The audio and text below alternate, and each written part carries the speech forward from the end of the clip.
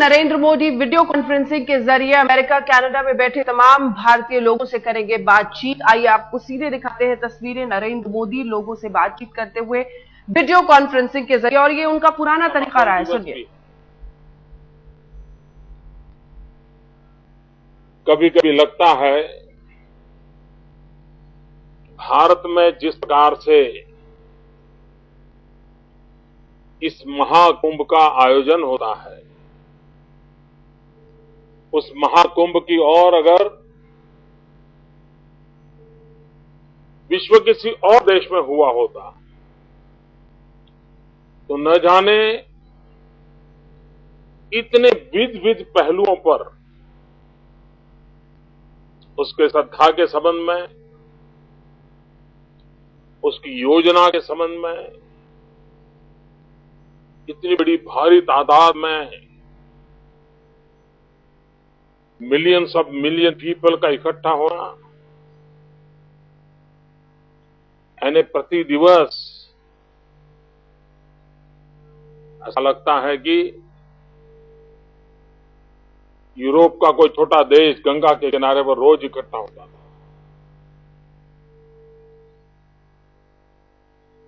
ये सामान्य घटना नहीं है, सामान्य रूप से उसको देखा नहीं जा सकता। लेकिन पश्चिम के देशों को जिस प्रकार से चीजों को ब्रांडिंग करना, मार्केटिंग करने का कौशल्य है, इतना सारा सामर्थ्यवान ये इवेंट होने के बाद भी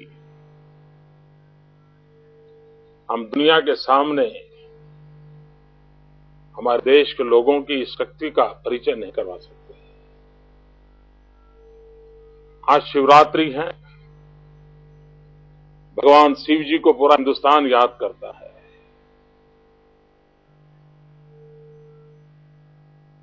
हमारे देश में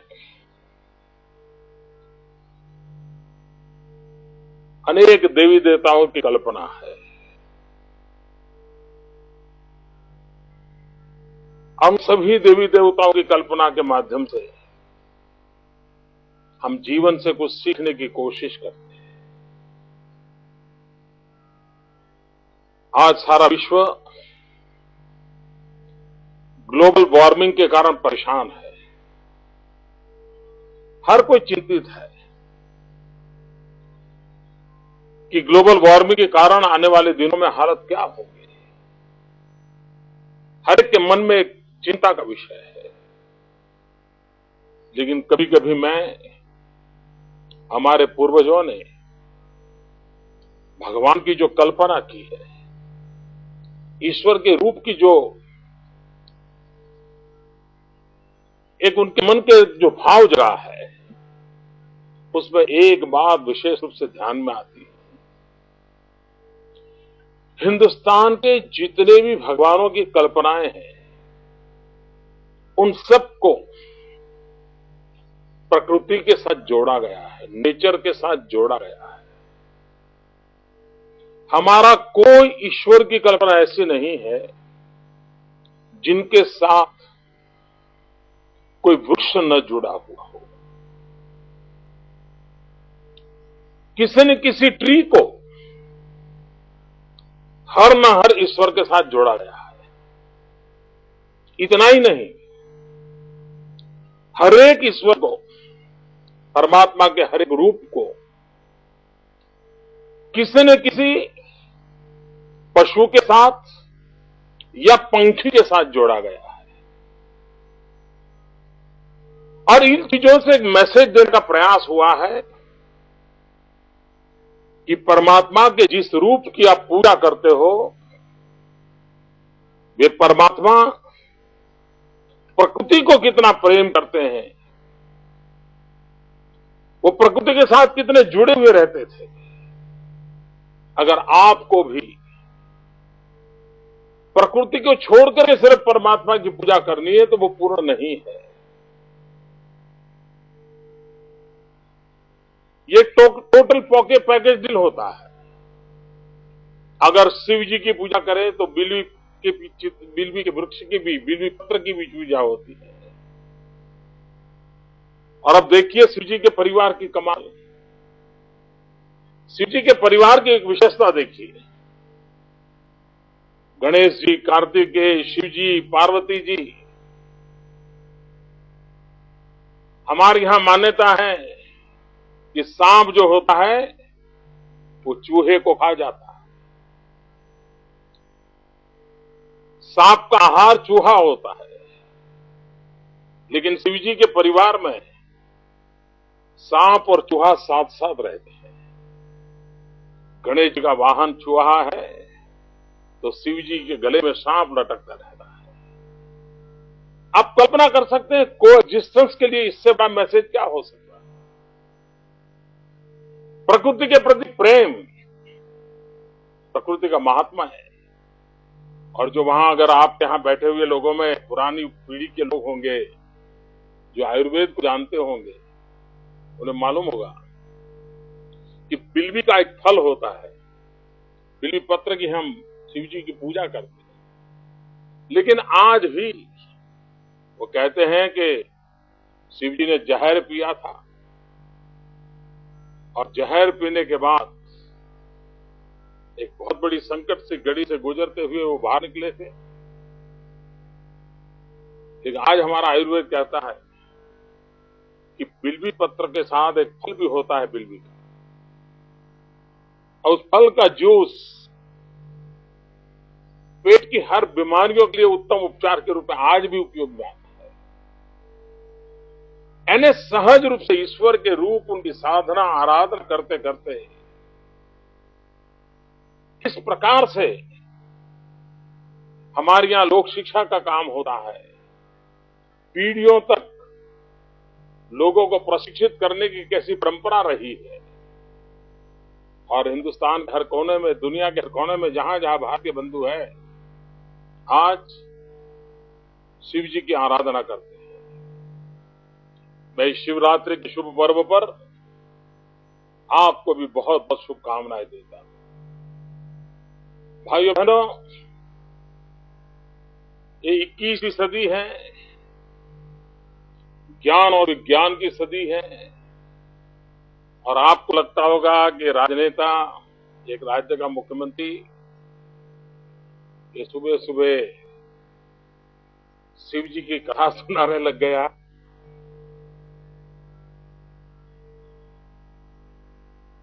आपके मन में सवाल उठना बहुत स्वाभाविक है।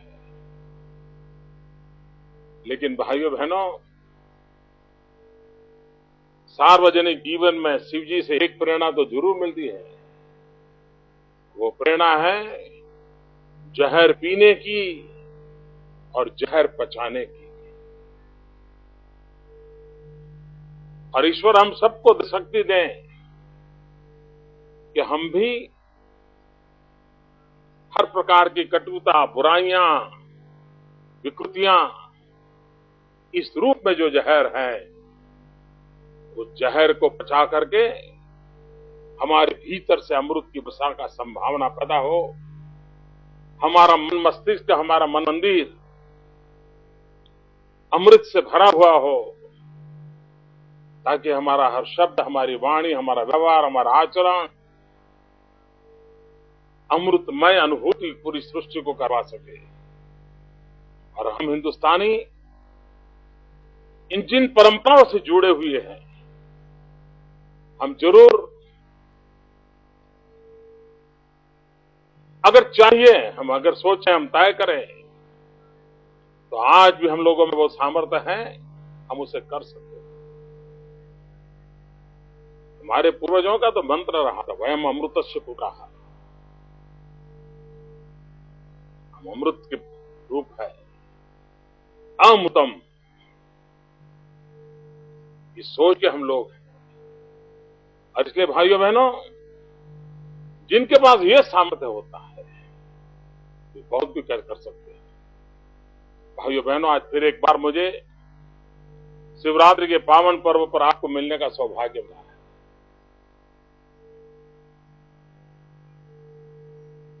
अनेक बार आप लोगों के बीच आने का अवसर मिला है। भारतीय समाज के, गुजराती समाज के अनेक अनेक विविध कार्यक्रमों में आना हुआ है। इस बार अम्ब्रेला ऑर्गेनाइजेशन के रूप में ओवरसीज फ्रंट बीजेपी के मित्रों ने इनिशिएटिव लिया। मैं यहां सबके नाम तो नहीं गिना रहा हूं क्योंकि किसी का नाम छूट जाएगा तो बुरा लग जाता है, लेकिन सबने मिलकर के लगातार भारत से जुड़े रहने का प्रयास, लगातार भारत की गतिविधियों के साथ अपने आप को जोड़ने का निरंतर प्रयास, ये अपने आप में एक शुभ निशानी है। मित्रों, हम किसी भी देश में रहते हो, हम कोई भी काम करते हो, लेकिन हमारी धरती के साथ हमारा नाता रहे, हमारी संस्कृति के साथ हमारा नाता रहे, हमारी परंपराओं के साथ हमारा नाता रहे, हमारी भाषा के साथ हमारा नाता रहे, इसका अपना एक महात्मा होता है। आज भी आप चले जाएं, मॉरिशस चले जाएं, वेस्ट इंडीज चले जाएं, 125-150 साल पहले मजदूर के रूप में जो लोग गए, एक रामायण की चौपाई ने आज भी उनको हिंदुस्तान के साथ जोड़ करके रखा। मुझे विश्वास है कि विश्व में फैले हुए मेरे भाई बहन जिनका भारत के प्रति अपार प्रेम है, अगर उनके पास भारत से कोई भी बुरी खबर आए तो रात रात हमारे विदेश में रहने वाले भाई बहन बेचैन हो जाते, उनको पीड़ा होती है। यह आपका भारत प्रेम है, आपकी जो भारत भक्ति है, ये निरंतर बनी रहे, निरंतर बढ़ती रहे, और ये आपका भाव विश्व है कि भाव विश्व जब मौका मिले भारत के विकास के लिए काम आए, भारत की उन्नति के लिए काम आए, भारत के गरीब से गरीब लोगों की भलाई के लिए काम आए। मित्रों, इन दिनों देख रहा हूं, मुझे साल में 12-15 डेलीगेशन ऐसे मिलते हैं जो विदेश से आते हैं। वो कोई न कोई प्रकल्प लेकर के आते हैं।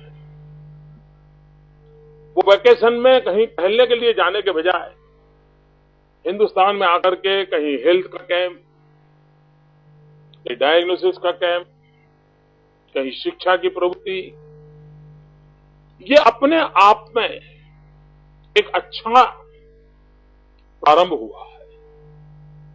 इतना ही नहीं, मैं इन दिनों देख रहा हूं कि जो अमेरिका में पैदा हुए हमारे भारतीय मूल के बच्चे हैं, जिन्होंने हिंदुस्तान देखा भी नहीं था, उनका जन्म विदेश में कहीं हुआ, आज 18-20 साल की उम्र होते होते जिन्होंने कभी हिंदुस्तान देखा भी नहीं था, आज भारत आते हैं, भारत के गांव गरीब की सेवा में अपना समय लगाते हैं। अनेक नौजवान 1-1 साल रहते हैं। ये जो ललक है हमारे देश के लिए कुछ करने की, मैं उसका सम्मान करता हूं। वैसे जितने भी नौजवान हिंदुस्तान के किसी भी कोने में आते हैं, देश के लिए कुछ न कुछ करने का प्रयास करते हैं, मानवता के लिए कुछ न कुछ करने का प्रयास करते हैं, उन सबका भी बहुत मन से अभिनंदन करता हूं। भाइयों बहनों, पूरे विश्व में गत 2-3 दशक से एक चर्चा लगातार चली है, और चर्चा ये चली है कि 21वीं सदी का नेतृत्व कौन करेगा। भाइयों बहनों, 19वीं शताब्दी यूरोप की रही, जब विश्व में औद्योगिक क्रांति हुई, तब हम गुलाम थे। हमारे पास सारी क्षमताएं होने के बावजूद भी हमारा ढाका का मलमल सारे विश्व में प्रसिद्ध था। हम औद्योगिक दुनिया में अपनी जगह बना चुके थे, लेकिन चूंकि हम गुलाम देश थे, अंग्रेज हम पर शासन करते थे, हमें उस औद्योगिक क्रांति का लाभ नहीं मिला। अगर हम उस समय स्वतंत्र होते तो मैं पूरी संभावना देखता हूं कि हमने उस औद्योगिक क्रांति का विश्व के अंदर नेतृत्व करने का सौभाग्य हमने पाया होगा। आज इतिहास के झरोखे से जो भी चीजें प्राप्त होती हैं, उसे साफ नजर आता है कि हमारे भीतर वो क्षमता थी, हमने उन चीजों को अचीव किया था, हम उसको कर सकते थे। लेकिन देश गुलाम होने के कारण वो अवसर हमारे हाथ से निकल गया। भाइयों बहनों, 20वीं शताब्दी में अमेरिका ने भांति भांति अपनी व्यवस्थाओं के द्वारा पूरे विश्व में अपना दबदबा बनाए रखा। चीन ने भी अपना सर ऊंचा करने की कोशिश की, लेकिन 20वीं शताब्दी में भी हम आजादी आंदोलन की ऊंचाई पर, तीव्रता पर थे। महात्मा गांधी के नेतृत्व में देश आजादी की जंग में जुड़ा हुआ था और उसके कारण 20वीं सदी भी हमारे नसीब नहीं आई।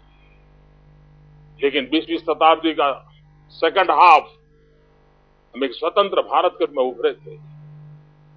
100 करोड़ का देश, दुनिया का ध्यान आकर्षित करे बड़ा स्वाभाविक था। विश्व हमारी ओर देख रहा था और 20वीं शताब्दी का उत्तरार्ध आते आते पूरे विश्व के पंडितों ने मान लिया था कि 21वीं सदी एशिया की सदी है। डिबेट ये होती थी, क्या चाइना लीड करेगा कि हिंदुस्तान लीड करेगा। और भाइयों बहनों, अटल बिहारी वाजपेयी के नेतृत्व में एनडीए की सरकार चल रही थी। 20वीं शताब्दी के आखिरी दिन थे। एक बार पूरे विश्व में, देश में एक माहौल बन चुका था कि हाँ भाई, अब हिंदुस्तान कुछ करेगा। और विशेष करके वाजपेयी जी ने सरकार बनाने के कुछ ही महीनों में जब न्यूक्लियर टेस्ट किया तो विश्व भर में भारत को प्रेम करने वाले लोगों में एक नया विश्वास पैदा हुआ था। उस एक घटना ने विश्व भर में फैले हुए हिंदुस्तानी जो बार बार सर नीचा रख करके जीने के लिए मजबूर होते थे, सीना तान कर खड़े नहीं रह पाते थे, वाजपेयी जी के इस हिम्मतपूर्ण निर्णय के कारण और विश्व में फैले हुए भारतीय समाज में एक नई चेतना का वातावरण बना था। भाइयों बहनों, और तब से लेकर के जो यात्रा का आरंभ हुआ था, ऐसा लग रहा था कि 21वीं सदी का नेतृत्व भारत ही करेगा, हम काफी कल आगे निकल जाएंगे, ये विश्वास पैदा हुआ था। लेकिन हमारा दुर्भाग्य रहा कि 21वीं सदी के पहले दशक के पिछले 6-7 साल का समय उन घटनाओं की परंपराओं को सरत रहा है, जिसके कारण पूरे विश्व में हमें नीचा देखने की नौबत आई। अभी एचआर शाह CCC की बात कर रहे थे, मैं सुन रहा था। भाइयों बहनों, बहुत सी बातें हैं जिसके कारण एक चिंता का माहौल बना हुआ है। भाइयों बहनों, एक तरफ इस प्रकार की स्थिति और उस तरफ उस ऐसे माहौल में जब चारों तरफ अंधेरा हो तो कहीं दूर सुदूर भी एक दिया जलता है तो उस पर ध्यान जाना बड़ा स्वाभाविक है। ऐसे माहौल में गुजरात ने वो दिया जलाने का काम किया है, एक आशा का संचार पैदा करने का काम किया है। बहुत तेज गति से ऊपर उठा हिंदुस्तान 21वीं सदी के प्रारंभिक वर्षों में ही इस प्रकार से उसकी हालत हो जाए तो किसी को भी चिंता होने का स्वाभाविक है। और ऐसे समय गुजरात की विकास यात्रा की चर्चा देश और दुनिया में पहुंचने लगी। विश्व के लोग गुजरात की तरफ देखने लगे। 21वीं सदी के पहले के दशक में दो बार रिसेशन का बहुत बड़ा खतरा पैदा हुआ पूरी अर्थव्यवस्था पर। अमेरिका जैसे देश रिसेशन के कारण हिल गए थे। आर्थिक संकट पूरे विश्व को दबोच रहा। उस निराशा के माहौल में भी गुजरात आर्थिक विकास की कोशिशों को जारी रखा। उस संकट के काल में भी हमने वो स्थितियां अपनाने की कोशिश की जैसे हम रुके नहीं। मैं तो जब दुनिया में रिसेशन आया तो हमारे मन में एक विचार आया कि भले ही मंदी का माहौल क्यों न हो, लेकिन जो व्यापारी है, उद्योगकार है, वो अपने कारखाने बंद करना नहीं चाहता। वो कॉम्पिटिटिव वर्ल्ड के अंदर अपने प्रोडक्ट को सस्ते में तैयार करके खड़ा रहना चाहता है। और इसलिए अगर मैन्युफैक्चरिंग प्रोसेस को एफिशिएंटली करना, सस्ते में होना, ये अगर हम प्लेटफॉर्म क्रिएट करते हैं तो दुनिया में मंदी के दौर होने के बाद भी लोग हमारी तरफ आएंगे। और हमने इस व्यू को अपनाया और उस व्यू का परिणाम यह हुआ कि गुड गवर्नेंस के कारण, एफिशिएंसी के कारण, पीसफुल लेबर के कारण, चीप लेबर के कारण मैन्युफैक्चरिंग सेक्टर को लगा कि अगर दुनिया में टिकना है और सस्ते में अपना माल तैयार करना है तो हिंदुस्तान एक अवसर है और गुजरात निमंत्रण दे रहा है। और उसका हमें फायदा मिला। भाइयों बहनों, आज पूरे विश्व को भी इस स्पर्धा से जूझना है। भारत एक ऐसा देश है जिसके पास सर्वाधिक नौजवान है। अमेरिका में बैठे हुए मेरे भाइयों बहनों, आप जानकर के खुशी होगी, आनंद होगा, आज हिंदुस्तान दुनिया का सबसे नौजवान देश है। 65% हमारी जनसंख्या 35 साल से नीचे की उम्र की है।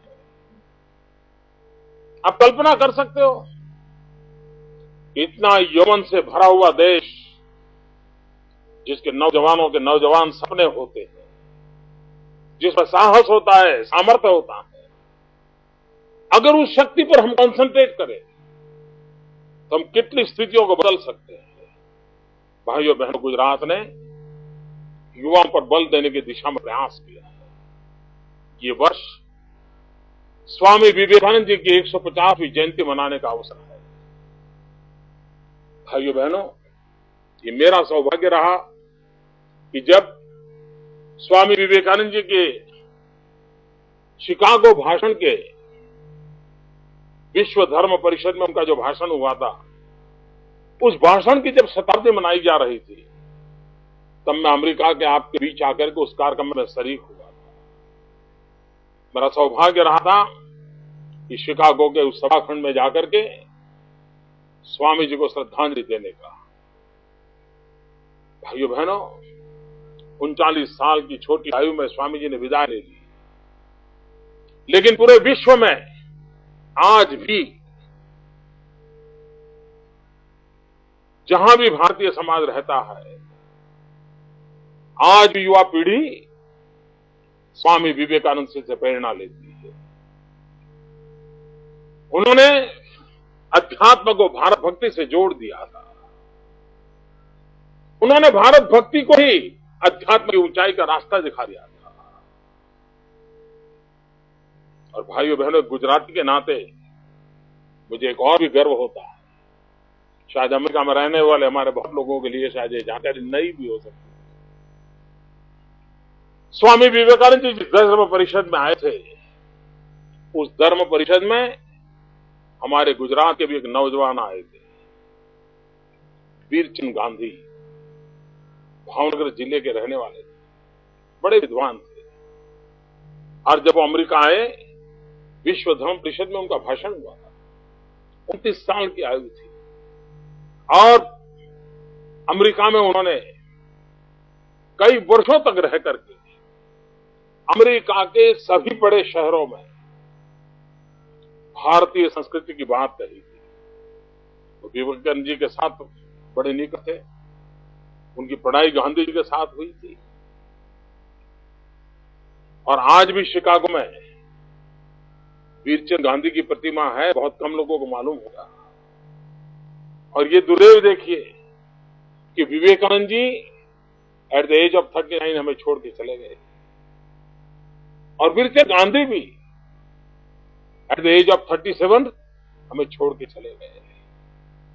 और हमारे गुजरात में जो किताब भी प्रसिद्ध हुई है, गांधी बिफोर गांधी, मोहनलाल करमचंद के गांधी के पहले वीरचंद गांधी ने स्वामी विवेकानंद से आज जाकर के अमेरिका में किस प्रकार से भारतीय संस्कृति का ध्वज लहराया। भाइयों बहनों, जब इतिहास के पन्ने हैं जिसको पता नहीं क्यों अंधेरे में डाला हुआ है, इन सभी चीजों को उजागर करने से एक गौरव मिलता है, प्रेरणा मिलती है, एक आनंद मिलता है, एक नई ऊर्जा प्राप्त। भाइयों बहनों, स्वामी विवेकानंद हमेशा कहते थे कि देश के नौजवान ही देश का भाग्य बदलेंगे। आज वक्त आया है, दुनिया का सबसे युवा देश अगर हिंदुस्तान है, तो युवा शक्ति के बल पर हमने विश्व की भलाई के लिए अपनी शक्ति सामर्थ्य को एकजुट करके आगे बढ़ने की नौबत आई। और मित्रों, भारत का आगे बढ़ना ये विश्व कल्याण का काम है। और आज शिवरात्रि है, शिव का दूसरा अर्थ भी कल्याण होता है।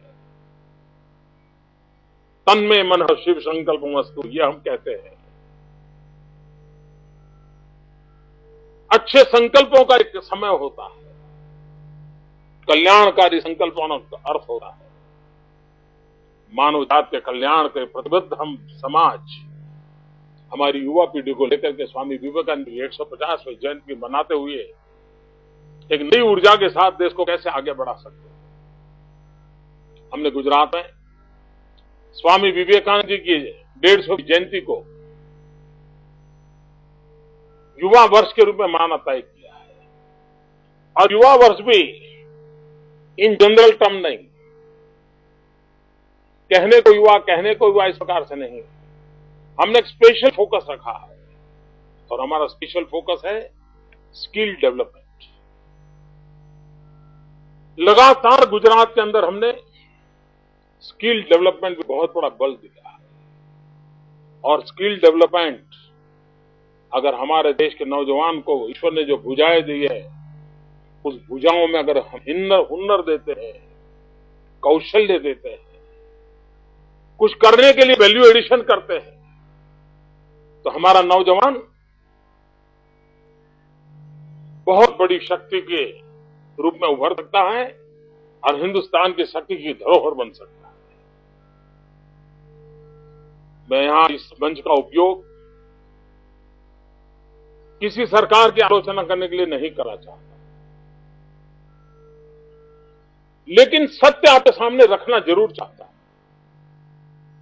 इन दिनों भारत सरकार का बजट आया और गुजरात सरकार का भी बजट आया,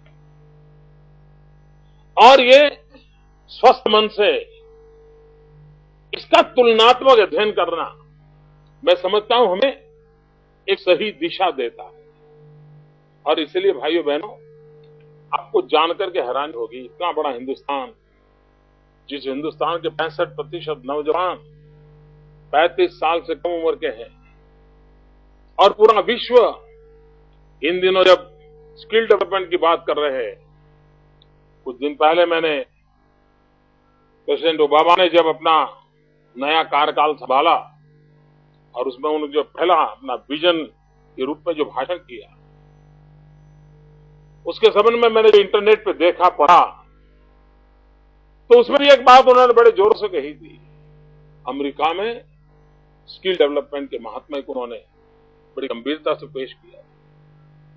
हम पिछले 2 साल से लगातार स्किल डेवलपमेंट के अभियान को चला रहे हैं। मैं कहना ये चाहता था कि भारत सरकार का बजट और गुजरात सरकार का बजट, मित्रों, इतने बड़े हिंदुस्तान के नेतृत्व कर रहे हमारी भारत सरकार ने जबकि 21वीं सदी में सबसे नौजवान देश के लिए स्किल डेवलपमेंट एक हमारी प्राथमिकता होनी चाहिए। भारत सरकार का जो बजट है उसमें 1000 करोड़ रुपया स्किल डेवलपमेंट के लिए अलॉट किया गया है। गुजरात एक छोटा सा राज्य है, हिंदुस्तान की तुलना में हम सिर्फ 5% हैं, एक कोने में है। लेकिन भाइयों बहनों, हमारा कमिटमेंट देखिए, दिल्ली की भारत सरकार का स्किल डेवलपमेंट का बजट 1000 करोड़ है। गुजरात जैसे छोटे राज्य का स्किल डेवलपमेंट का बजट 800 करोड़ रुपया है। इससे आपको अंदाज आएगा कि हमारा कमिटमेंट क्या है। हम देश के नौजवानों को किस प्रकार से हम भारत के विकास की यात्रा के अंदर जोड़ना चाहते हैं, और उसमें हमने बल दिया। भाइयों बहनों, लोग सेक्युलरिज्म की बड़ी बड़ी बातें करते हैं। एक हिंदुस्तानी के नाते सेक्युलरिज्म के लिए मेरी बहुत सिंपल डेफिनेशन है, और मैं मानता हूं मित्रों, एक हिंदुस्तानी के नाते, हिंदुस्तान को प्रेम करने वाले एक नागरिक के नाते आप भी मेरी डेफिनेशन से सहमत होंगे। और मेरी सेक्युलरिज्म की डेफिनेशन बहुत सिंपल है, इंडिया फर्स्ट। हम कोई भी निर्णय करें, कोई भी काम करें, जिसमें भारत सर्वोपरि होना चाहिए, भारत की भलाई से नीचे कम कुछ नहीं होना चाहिए। अगर ये रहा, सारा सेक्युलरिज्म अपने आप हमारी रगों में दौड़ने लग जाएगा। हम भारत का नुकसान कतई नहीं होने देंगे, न भारत की इज्जत का, न भारत की प्रतिष्ठा का, न भारत के सपनों का, न भारत के नौजवानों के भविष्य का। इंडिया फर्स्ट इस मिजाज के साथ हिंदुस्तान के 125 करोड़ नागरिक एक ही को मंत्र को लेकर के चले, मित्रों, देखते ही देखते दुनिया के अंदर हमारा डंका बजना लगेगा। और मैं बात इसलिए भी कहता हूं कि मेरी स्वामी विवेकानंद जी के प्रति एक विशेष श्रद्धा रही है।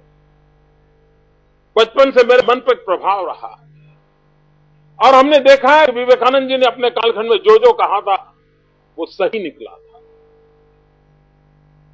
जीवन के अंतकाल में उन्होंने कहा था कि मैं देशवासियों को कहता हूं कि अपने सभी देवी देवताओं को भूल जाओ।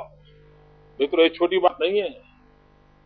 एक सन्यासी के मुंह से ये सुनना, तुम अपने देवी देवताओं को भूल जाओ, और ये कहा था कि सारे देवी देवताओं को भूल जाओ, एकमात्र भारत माता को अपनी देवी के रूप में प्रस्थापित करो, और 50 साल तक सारे अपने संप्रदाय, अपने देवी देवता छोड़ करके एकमात्र भारत माता की पूजा करो। और आप देखिए, विवेकानंद जी ने कहा था उसके ठीक 50 साल के बाद 1947 में हिंदुस्तान आजाद हुआ था। ठीक 50 साल के बाद इस महापुरुष में एक दृष्टि थी। उन्होंने और एक बात कही, स्वामी विवेकानंद ने कहा था, जीवन के अमेरिका जाने के उस कालखंड में उन्होंने कहा था, और ये कहा था कि मैं अपनी आंखों के सामने देख रहा हूं कि मेरी भारत माता जगत गुरु के स्थान पर विराजमान होगी, मेरी भारत माता दैवीकमान होगी, और मेरा देश विश्व गुरु के रूप में काम करेगा। भाई बहनों, विवेकानंद जी के कहने के बाद 100 साल बीत गए। अगर 150वीं जयंती हम आज मना रहे हैं, तब क्या एक हिंदुस्तानी के नाते हम संकल्प कर सकते हैं? मानव कल्याण के मंत्र को लेकर के चलने वाले हम सभी लोग संकल्प कर सकते हैं कि मानव कल्याण के लिए, विश्व कल्याण के लिए, क्या हम 125 साल पहले स्वामी विवेकानंद जी ने जो सपना देखा था, मैं भारत माता को जगत गुरु के स्थान पर विराजमान देखना चाहता हूं, क्या हम अभी संकल्प रख सकते हैं कि हमारे से बनता हर प्रयास करेंगे और विवेकानंद जी के सपनों को पूरा करने के लिए हम कुछ तो कुछ करेंगे।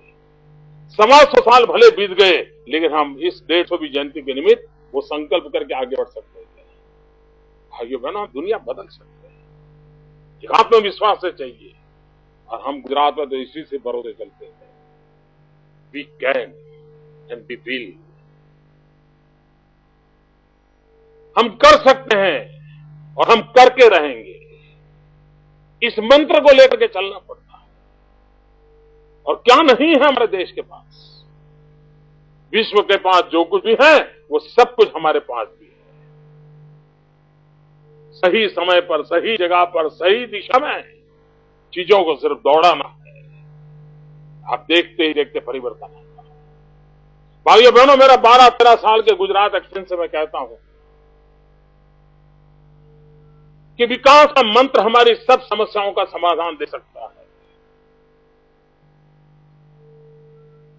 पहले माना जाता था विकास को लेकर के चुनाव नहीं जीता जा सकता है।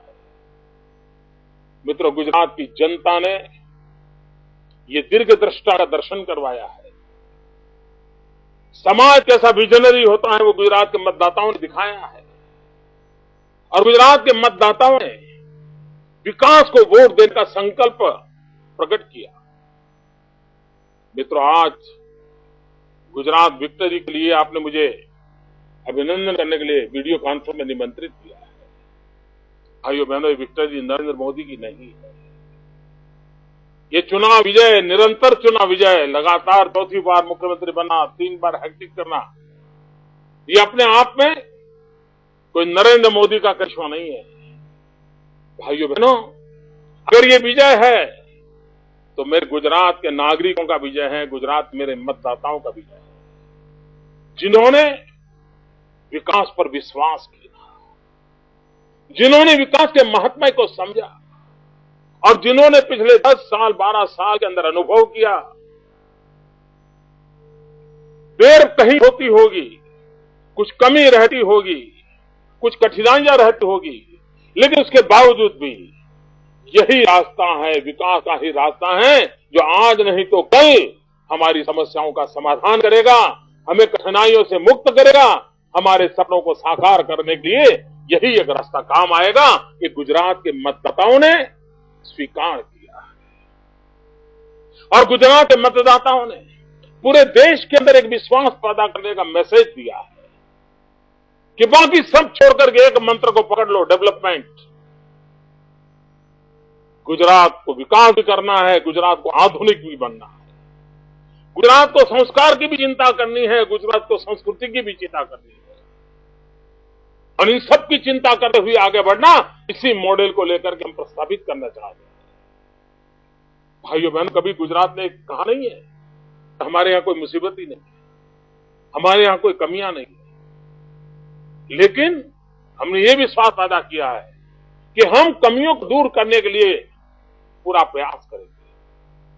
और भाइयों बहनों, मुझे एक बात की खुशी है, इन दिनों गुजरात की चर्चा क्या होती है, नरेंद्र मोदी की चर्चा क्या होती है, गुजरात सरकार की चर्चा क्या होती थी। मित्रों, हिंदुस्तान के अंदर किसी सरकार के करप्शन की चर्चा होती है, किसी सरकार के कोई न कोई भले बुरे आचरण की चर्चा होती है, लेकिन गुजरात की चर्चा होती है तो क्या होती है कि भाई गुजरात के अंदर 24 घंटे बिजली है, लेकिन थोड़ी महंगी है, कोई कहता है सस्ती है, कोई कहता है अच्छी है। पानी है तो कोई कहता है हाँ यार पहले पानी नहीं पहुंचता था, अभी तो पहुंच रहा है, लेकिन अभी इतना बाकी है। कोई माल न्यूट्रिशन की चर्चा करता है। कहने का तात्पर्य यह है मित्रों कि जब भी गुजरात की चर्चा होती है तो विथ रेफरेंस टू डेवलपमेंट होती है और उसमें हमारी कमियां भी उजागर होती है, और मैं उसका स्वागत करता हूं, क्योंकि कोई ये तो दावा नहीं कर सकता कि इतने सालों की सब बुराइयों को कोई एक आदमी ने एक दशक में ही पूरा कर दिया होगा। लेकिन लोग इतना विश्वास करते हैं कि भाई यही रास्ता है जिससे अंधेरा छटने वाला है। और मित्रों, मैं कहता हूं एषः पंथाः, यही रास्ता है, और वो रास्ता है डेवलपमेंट। मित्रों, राजनेता कभी कभी डरते हैं, और हमारे देश में पॉपुलरली कहा जाता है good economics is a bad politics, ये मानी हुई बातें मानी गई है। डेवलपमेंट से चुनाव नहीं जीते जाते, चुनाव तो जोड़ तोड़ से जीते जाते हैं। भाइयों बहनों, चुनाव जीते या हारे ये मकसद नहीं होना चाहिए।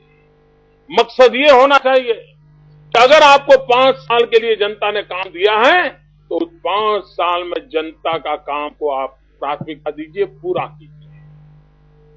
चुनाव तो बाय प्रोडक्ट होता है। अगर आप अच्छा काम करोगे, निरंतर अच्छा करोगे, बिना स्वार्थ को करोगे, तो लोग आपकी गलतियां भी माफ करते हैं। मतदाता ज्यादा उतार होता है। ऐसा नहीं कि हमारी सरकार ने कोई गलतियां नहीं की होगी, ऐसा नहीं कि कहीं किसी इलाके में हमारे लिए शिकायत नहीं होगी, लेकिन हमने विश्वास पैदा किया है कि गलतियां होते हुए भी, कमियां रहते हुए भी अच्छा करने के हमारे निष्ठा पर किसी को शक नहीं हुआ। अच्छा करने के हमारे प्रयासों में किसी ने कभी हमें कोताही बरतता हुआ देखा नहीं। भाइयों बहनों, मनुष्य का स्वभाव है, एक जगह पे 2-4 साल रहने के बाद उसको एक आदत लग जाती है, एक रूटीन टाइप बन जाती है।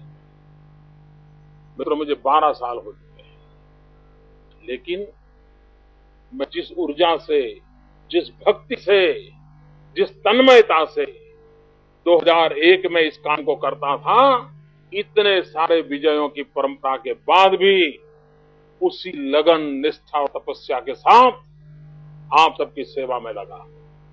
भाई बहनों, कोई चंद्रक पाने के लिए नहीं कर रहा, कोई मान सम्मान पाने के लिए नहीं कर रहा। मैं इसलिए कर रहा हूं, मैं मेरे गुजरात के गरीबों की गरीबी देख नहीं पाता। अगर किसी गांव में पानी नहीं पहुंचा है तो बेचैन हो जाता हूं। किसी बेटी शिक्षा के अभाव में जूझती हो तो मैं उसे झेल नहीं पाता। भाइयों बहनों, 6 करोड़ गुजरातियों को मैंने अपना परिवार बनाया। उनका सुख ये मेरा सुख है, उनका दुख ये मेरा दुख है। और ये जीवन उनके कल्याण के लिए काम आ जाए, उनके जीवन में बदलाव लेने के लिए ये जो अवसर मिला है उसका उपयोग हो, इससे बड़ा जीवन का सपना क्या हो सकता है। और अगर एक बार मेरे कार्यकाल में मैं कुछ अच्छा करूंगा, मेरे बाद किसी का कार्यकाल होगा तो वो कुछ और अच्छा करेगा। अगर हमारी गति तेज होगी तो मित्रों, बहुत जल्द ही हम स्वामी विवेकानंद जी के सपनों को पूरा करने योग्य कम से कम मेरे गुजरात का हिस्सा तो मैं बना लूंगा। मेरा गुजरात भाइयों बहनों उस ताकत के साथ खड़ा होगा, मेरा विश्वास है। भाइयों बहनों, हमने एक नया संकल्प लेकर के आगे बढ़ना है, हमें एक नया विश्वास लेकर के आगे बढ़ना है। और विश्व भर में फैले हुए मेरे भाइयों बहनों, एक बात में आपको भी गुजरात के प्रति आकर्षण होता होगा। वहां गुजरात के बाहर के भी बहुत लोग बैठे हैं। आपने देखा होगा, गुजरात ने एक क्षेत्र में इन दिनों में अपनी जगह बनाई है। टूरिज्म के मैप पर गुजरात का कभी नामो निशान नहीं। द्वादश ज्योतिर्लिंग दादा सोमनाथ हमारे यहां बैठे हैं। द्वारका श्री कृष्ण की नगरी हमारे पास हो, महात्मा गांधी का पोरबंदर हमारे पास हो, साबरमती का आश्रम हमारे पास हो, गिर के सिंह हो, लायन हो, कच्छ का सफेद रण हो, 1600 किलोमीटर लंबा समुद्र किनारा हो, क्या नहीं है। सब कुछ है, आज भी है, पहले भी था। लेकिन भाइयों बहनों, हमने उस तरफ ध्यान नहीं दिया। गुजरातीज आर बेस्ट टूरिस्ट, लेकिन Gujarat was never a tourist destination. और आप देखिए, दुनिया के किसी भी कोने में जाइए, आपको गुजराती लोग मिलेंगे मिलेंगे मिलेंगे। किसी भी तीर्थ क्षेत्र में जाइए, कभी भी टूरिस्ट प्लेस पर जाइए, आपको गुजराती वहां मिलेगा ही मिलेगा। अरे आप 5 स्टार होटल में ठहरे होगे तो आप देखना कि अपने डिब्बे में से थेपला निकाल करके गुजराती खाता हुआ आपको 5 स्टार होटल में दिखाई देगा। तो अपने घर से सुखड़ी और थेपला लेके आता है। भाइयों बहनों, हम गुजराती बहुत अच्छे टूरिस्ट हैं, लेकिन गुजरात वो नेवर ए टूरिस्ट डेस्टिनेशन। पिछले 3-4 साल से हमने लगातार कोशिश की और उसका नतीजा क्या है? आज हर घर में एक बात होती है, कुछ दिन तो गुजारो गुजरात में, कच्छ नहीं देखा तो कुछ नहीं देखा। हर कोई बोलने लगा है। तो टूरिज्म का जो बढ़ावा हुआ है, उसके कारण गुजरात में जो हॉस्पिटैलिटी इंडस्ट्री का बढ़ावा हुआ है, बहुत तेजी से गुजरात का अपना एक आकर्षण बनता जा रहा है। मैं आपको निमंत्रण देता हूं, आप भी गुजरात को देखने के लिए आइए। फील गुजरात, एंजॉय गुजरात, आपको मैं निमंत्रण देता हूं। और मैं विश्व में फैले हुए मेरे भारतीय भाइयों को हमेशा विनती करता हूं, हम लोग व्रत बनाएं कि साल में कम से कम 10 परिवार, 15 परिवार जो नॉन इंडियन फैमिलीज हैं, उनको हिंदुस्तान देखने के लिए प्रेरित करें, उनको भारत देखने के लिए भेजें, समझाएं, आग्रह करें। ताजमहल देखना हो तो ताजमहल देखें, जहां जाना है जाए, लेकिन उनको भेजें। मित्रों, सिर्फ विश्व में फैले हुए हिंदुस्तान के मेरे मित्रों के माध्यम से अगर एक साल में एक परिवार हमारा 10 परिवारों को यहां भेजता है, तो आज हिंदुस्तान जो टूरिज्म के क्षेत्र में है, उससे 100 गुना आगे बढ़ सकता है। आप कहिए मुझे, इतनी बड़ी देश की सेवा होगी कि नहीं होगी? आप कोई डॉलर यहां लगाएं तभी देश की सेवा होती, ऐसा नहीं है। आप भारत के प्रति लोगों को आकर्षित करें, भारत देखने के लिए भेजें। और मित्रों, एक बार टूरिस्ट आने लगेगा तो व्यवस्थाएं भी विकसित होने लगेगी, क्योंकि जो व्यापारी होता है वो ग्राहक की आवश्यकता को समझता है, तो धीरे धीरे अपना कल्चर और व्यवस्थाओं को विकसित करता है। और देखते ही देखते पूरे विश्व के लिए एक सुप्रीम टूरिस्ट डेस्टिनेशन के रूप में हिंदुस्तान उभर सकता है। और गरीब से गरीब को रोजी रोटी देने का सामर्थ्य उसमें है। मैं आपसे आग्रह करता हूं, हमारे होटल मोटल एसोसिएशन के लोग अगर चाहें तो उनके हर क्लाइंट को रोज हिंदुस्तान का नजारा दिखा सकते हैं अपने रूम के वीडियो पर। लोग आएंगे, टूरिज्म बढ़ेगा, और इन दिनों बढ़ रहा है। बहुत बड़ी मात्रा में विदेश से लोग टूरिस्ट के रूप में हिंदुस्तान आ रहे हैं, गुजरात भी आ रहे हैं। मित्रों, गरीब से गरीब लोगों को रोजी रोटी देने की ताकत इस क्षेत्र में है। इसको बढ़ावा देने का हमारा प्रयास है। भारत का एवरेज जो टूरिज्म ग्रोथ है, उससे गुजरात का टूरिज्म ग्रोथ अनेक गुना ज्यादा होने लगा है, लेकिन उसको हमें और आगे बढ़ाना है। आपको निमंत्रण देता हूं भाइयों कि आप इसमें सहयोग कीजिए। मैं फिर एक बार शिकागो में बैठे हुए मेरे भाइयों बहनों, न्यू जर्सी में बैठे हुए मेरे भाइयों बहनों, अमेरिका के भिन्न भिन्न भागों में टीवी के माध्यम से इस लाइव कार्यक्रम को देख रहे हैं मेरे भाइयों बहनों, कनाडा में भी अनेक हिस्सों में देख रहे हैं, और भाइयों बहनों भारत में भी मैं अभी ये आपके सामने बोल रहा हूं, हिंदुस्तान की 20 TV channel, leading TV channel आप इस कार्यक्रम को लाइव टेलीकास्ट कर रही है। पूरा हिंदुस्तान भी इस कार्यक्रम को देख रहा है, और इस अर्थ में ओवरसीज फ्रेंड्स ऑफ बीजेपी का ये प्रयास अभिनंदनीय है, सराहनीय है। और सभी समाज के लोग जुड़े, अपने दायरे से ऊपर उठ करके सबको जुड़े। अधिकतम जितने भी समाज हमारे विश्व में फैले हैं, सबको जोड़े। भारत एकता का एक माहौल हम बनाएं, और एक भारत श्रेष्ठ भारत बनाने का सपना लेकर के हम कैसे आगे बढ़ें। विश्व में फैले हुए हम सभी भारतीय एक भारत श्रेष्ठ भारत, इस मंत्र को लेकर के आगे बढ़ें और स्वामी विवेकानंद जी को सच्ची श्रद्धांजलि दें। इसी अपेक्षा के साथ आप लोगों ने मेरा सम्मान किया। ये सम्मान गुजरात की जनता का है, ये विजय गुजरात की जनता का है, ये विजय विकास के प्रयासों का है, ये विजय विकास के मंत्र का है और आपके कारण इस काम को करने की और नई ताकत मिलेगी और नया हौसला बुलंद होगा।